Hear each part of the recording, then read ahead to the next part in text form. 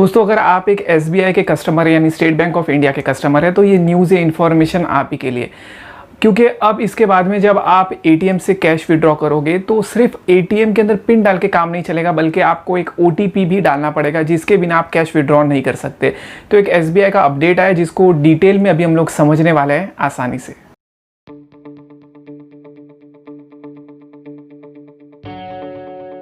नमस्कार दोस्तों, मेरा नाम है राहुल और आप देख रहे हैं समझे आसानी से। दोस्तों, 15 नवंबर को एसबीआई की तरफ से एक अपडेट आया है जहाँ पे उन्होंने क्लियरली बताया कि अगर एक SBI account holder SBI ATM से अगर कैश विड्रॉ करने जाएगा जिसका अमाउंट 10,000 या उससे ज़्यादा अगर होता है तो उस सिचुएशन में सिर्फ पिन डाल के कैश नहीं निकलेगा, बल्कि पिन डालने के बाद में कहीं ना कहीं ओटीपी जो उसके रजिस्टर्ड मोबाइल नंबर पर आएगा और वो ओटीपी जब वो एटीएम मशीन के अंदर डालेगा उसके बाद ही उसको कैश मिल पाएगा। तो ये जो अपडेट है दोस्तों, ये तभी एप्लीकेबल होगा जब आप विड्रॉवल का जो आपका अमाउंट है 10,000 या उससे ज़्यादा अगर आप विड्रॉ कर रहे हो और वो भी एसबीआई के एटीएम से।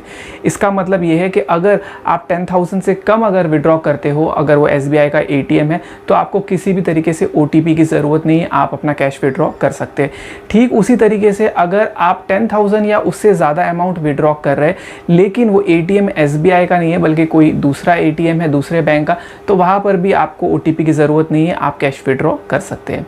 इस स्कीम की बात करूं मैं यहाँ पर तो ये जो है आपको 18 सितंबर से एप्लीकेबल हो जाएगा। हालांकि इसके पहले भी ये एसबीआई का रूल पहले से ही था, यानी 1 जनवरी 2020 से ही एप्लीकेबल था यही रूल, लेकिन उसमें जो टाइम पीरियड था वो थोड़ा डिफरेंट था। यानी उस स्कीम के हिसाब से आपको रात के 8 बजे से लेकर सुबह 8 बजे तक अगर आप विड्रॉ करते हो यही अमाउंट जो मैंने आपको बताया 10,000 या उससे ऊपर, तभी आपको जो है ओटीपी की ज़रूरत होगी। लेकिन अभी उन्होंने 24/7 कर दिया है, तो अब आप 18 सितंबर से कभी भी अगर आप विड्रॉ कर रहे हो, आपका अमाउंट 10,000 या उससे ज़्यादा है, तब आपको ओटीपी की ज़रूरत गिरेगी। उसके बिना आप एसबीआई के एटीएम के अंदर कैश विड्रॉ नहीं कर पाओगे। दोस्तों, ये जो फैसिलिटी दी जा रही है एसबीआई की तरफ से, ये कहीं ना कहीं इसीलिए दी जा रही है ताकि अपने कस्टमर को प्रोटेक्ट कर सके, अपने कस्टमर के जो पैसे हैं उनको सेफ रख सके और जो बैंकिंग फ्रॉड हो रहे हैं उनसे उनको बचाया जा सके। इसीलिए पहले जब ये एप्लीकेबल था वो रात को 8 बजे से लेके सुबह 8 बजे तक था, लेकिन क्योंकि फ्रॉड बहुत ज़्यादा हो रहे हैं इसी वजह से उन्होंने इसको अभी कन्वर्ट करके 24/7 कर दिया है। तो दोस्तों, अब अगर मैं आपको एटीएम विड्रॉवल का प्रोसेस बताऊं तो सबसे पहले आपको अपना जो डेबिट कार्ड है वो आप एसबीआई के एटीएम में डालोगे। उसके बाद में जैसे ही आप डालोगे तो आपको लैंग्वेज सिलेक्ट करना पड़ेगा, साथ ही आप बैंकिंग ऑप्शन सिलेक्ट करोगे। इसके बाद में आपको पिन डालना है, पिन के साथ में आपको अमाउंट विड्रॉवल का ऑप्शन सिलेक्ट करना है और अमाउंट विड्रॉवल के ऑप्शन के साथ में आपको अकाउंट टाइप सिलेक्ट करना है। इसके बाद में जैसे ही आप अमाउंट डालोगे दोस्तों, तो यहाँ पर इंपॉर्टेंट है क्योंकि अगर आपका अमाउंट जो आप डाल रहे हो वो 10,000 या उससे ज़्यादा अगर होता है तो एक स्टेप और बढ़ जाएगा। यानी जैसे आप 10,000 डालते हो तो उसके बाद में आपको वो ओटीपी पूछेगा, जो ओटीपी आपके रजिस्टर्ड मोबाइल नंबर में आया होगा, तो आपको वो रजिस्टर्ड मोबाइल नंबर में से जो ओटीपी है वो कहीं ना कहीं एटीएम में डालना है। ये ठीक उसी तरीके से जिस तरीके से आप अपना पिन डाला है सेम वैसे ही आपको ओटीपी डालना होगा। ओटीपी डालने के बाद में अगर आपके अकाउंट में सफिशिएंट बैलेंस होगा तो पैसे निकल जाएंगे। तो दोस्तों, एसबीआई की इस अपडेट के साथ में एक चीज़ बहुत क्लियर है कि हर कस्टमर को अपना एक नंबर एसबीआई के साथ में रजिस्टर कराना बहुत ज़रूरी है। अगर ऐसा नहीं करेंगे तो डेफिनेटली वो विड्रॉवल नहीं कर पाएंगे। रजिस्टर कराने के अलग अलग तरीके, यानी आप बैंक में विजिट करके भी कर सकते हो, लेकिन मान लीजिए अगर आपके पास समय नहीं है बैंक में जाने के लिए तो आप ये जो प्रोसेस है मोबाइल नंबर रजिस्टर कराने का वो आप एसबीआई के एटीएम कार्ड में भी कर सकते हो। कैसे किया जाए चलिए मैं आपको थोड़ा सा बता देता हूँ।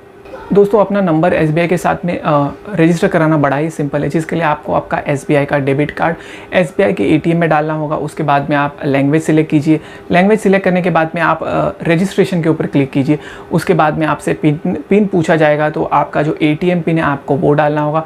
उसके बाद में आपको मोबाइल रजिस्ट्रेशन पे क्लिक करना है। उसके बाद में आपको वहाँ पर आपका जो नंबर जिसको आपको रजिस्टर कराना चाहते हैं वो नंबर आपको डालना है। उसके बाद में करेक्ट ऑप्शन पे क्लिक करना है। ऐसा करने के बाद में आपको री एंटर मोबाइल नंबर पे लेके जाएगा, यानी आपको जो नंबर है आपने अभी डाला था वो आपको दोबारा से फिर से डालना होगा उसको कंफर्म करने के लिए।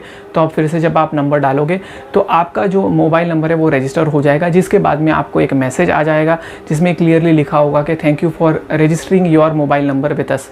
और इसके बाद में दोस्तों कुछ समय के बाद में उस नंबर के ऊपर एक SMS आ जाएगा जिसके अंदर रेफरेंस नंबर आपको SBI के थ्रू मिलेगा। इस नंबर को आपको ध्यान से संभाल के रखना है, क्योंकि कुछ समय के बाद में आपको SBI की तरफ से कस्टमर केयर का कॉल आएगा, जहाँ पर वो आपको ये जो रेफरेंस नंबर है वो आपको बताएंगे। तो ये नंबर आपको उनसे वेरीफाई करना होगा। वेरीफाई करने के बाद में वो आपसे कुछ बेसिक क्वेश्चन पूछेंगे जिसका आपको आंसर देना है, और उसके बाद में ये जो प्रोसेस है रजिस्ट्रेशन का वो कंप्लीट हो जाएगा। दोस्तों याद रखिए कि जब आप इंफॉर्मेशन प्रोवाइड करें तो किसी भी व्यक्ति को आपका जो डेबिट कार्ड का नंबर है जो उस पर लिखा हुआ, ना ही आपको वो बताना है, उसके पीछे यानी डेबिट कार्ड के पीछे जो CVV नंबर है ना ही आपको वो बताना है, और ना ही आपको ATM का पिन बताना है। दोस्तों आशा करता हूँ कि जो अभी मैंने आपको SBI का न्यू अपडेट बताया SMS के रिलेटेड, वो आपको सब कुछ समझ में आ गया होगा। अगर इसके बाद में भी आपको कुछ दुविधा है, कुछ कन्फ्यूजन है, तो आप कमेंट में ज़रूर पूछ सकते हैं। वीडियो देखने के लिए और आपका समय देने के लिए बहुत बहुत धन्यवाद।